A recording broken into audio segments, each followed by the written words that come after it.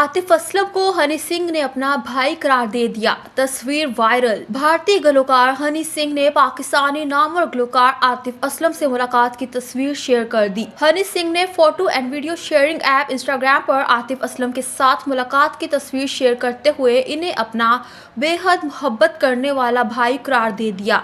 इस तस्वीर में दोनों मौसीकारों को खुशगवार मूड में देखा जा सकता है।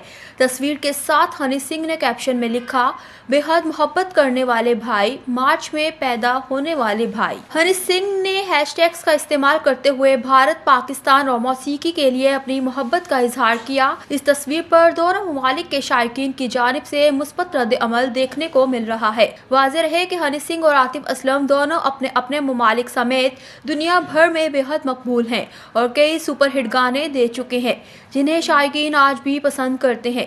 ताहम गुज़िश्ता चंद सालों से दोनों ममालिक के फनकारों के एक साथ काम करने पर पाबंदी है। सोशल मीडिया पर बाज़ लोग ये तबसरा भी कर रहे हैं कि दोनों गुलकार शायद कोई मुश्तरका म्यूज़िक प्रोजेक्ट पर काम कर रहे हैं।